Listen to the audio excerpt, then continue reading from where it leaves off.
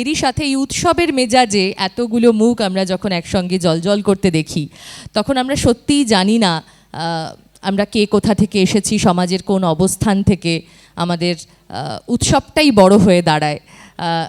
সেই সমস্ত কিছু নিয়ে এই মঞ্চে দাঁড়িয়ে এখন যিনি একটা খুব সময়োপযোগী বার্তা দেবেন, সাম্প্রদায়িকতা নিয়ে একটা লেখা কবিগুরু রবীন্দ্রনাথ ঠাকুরের, আবারও আমাদের কোথাও মনের আগলটা খুলে দিতে, আমাদের চোখে যে পট্টিটা আমরা পড়ে থাকি সবসময় সেটা খুলে দেওয়ার একটা অনন্য সুন্দর ভাবনা নিয়ে আসছেন অমৃতা বন্দ্যোপাধ্যায়কে আমি এবার মঞ্চে স্বাগত জানাই।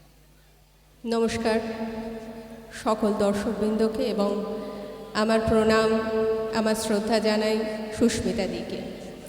আজকে যে কবিতাটি বলবো সেটি রবীন্দ্রনাথ ঠাকুর লিখেছেন। কবিতাটি শুনলে আপনারা বুঝতে পারবেন এখন হয়তো সমাজের বিভিন্ন কোণায় কোথাও কোথাও এমন মানসিকতার মানুষও আছে। শুরু করি।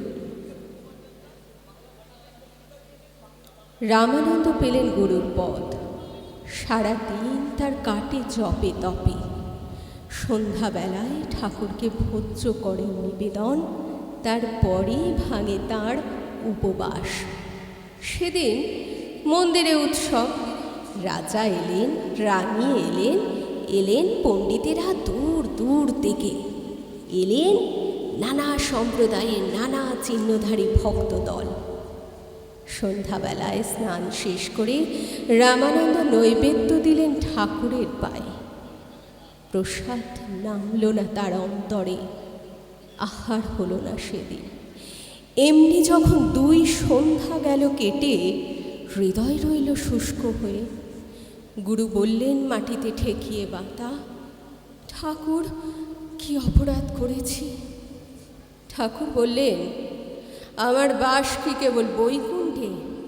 সেদিন আমার মন্দিরে যারা প্রবেশ পায়নি, আমার স্পর্শ যে তাদের সর্বাঙ্গে, আজ তোমার হাতে নৈবেদ্য অশুচি। লোকস্থিতি রক্ষা করতে হবে যে প্রভু। বলে গুরু চেয়ে রইলেন ঠাকুরের মুখের দিকে। ঠাকুরের চক্ষু দীপ্ত হয়ে উঠল, বললেন, যে লোক সৃষ্টি স্বয়ং আমার, যার প্রাঙ্গণে সকল মানুষের নিমন্ত্রণ, তার মধ্যে তোমার লোকস্থিতির বেড়া তুলে আমার অধিকারে সীমা দিতে চাও, এত বড় স্পর্ধা? রামানন্দ বললেন, প্রভাতেই যাব সীমা ছেড়ে, দেব আমার অহংকার দূর করে তোমার বিশ্বলোকে। তখন রাত্রি 3 প্রহর, আকাশের তারাগুলি যেন ধ্যানমগ্ন। গুরুর নিদ্রা গেল ভেঙে। শুনতে পেলেন, সময় হয়েছে, ওঠো, প্রতিজ্ঞা পালন করো। রামানন্দ হাত জোর করে বললেন, ঠাকুর এখনো রাত্রি অন্ধকার, পথ অন্ধকার, পাখিরা নীরব, প্রভাতের অপেক্ষায় আছি। ঠাকুর বললেন, প্রভাত কি কেবল রাত্রির অবসানে?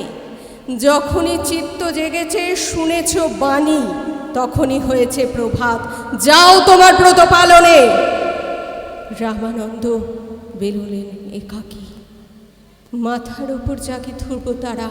পার হয়ে গেলেন নগর, পার হয়ে গেলেন গ্রাম, নদী তীরে শ্মশান। চণ্ডাল সপ্তাহে ব্যাপৃত। রামানন্দ দুহাত বাড়িয়ে তাকে নিলেন জড়িয়ে। সে ভীত হয়ে বললেন, প্রভু আমি নাভা, আমি চণ্ডাল, হেও আমার বৃত্তি, আমাকে অপরাধী করবেন না। গুরু বললেন, অন্তরে আমি মৃত, আমি অচেতন, তাই তোমাকে দেখতে পাইনি এতকাল। আমার যে তোমাকেই প্রয়োজন, নইলে হবে না মৃতের সৎকার। চললেন গুরু আগিয়ে। ভোরের পাখি উঠল ডেকে, অরুণ আলোয় শুকতারা গেল মিলিয়ে। কবির বসেছেন তার প্রাঙ্গণে, কাপড় বুনছেন আর গুনগুন স্বরে গান গাইছেন।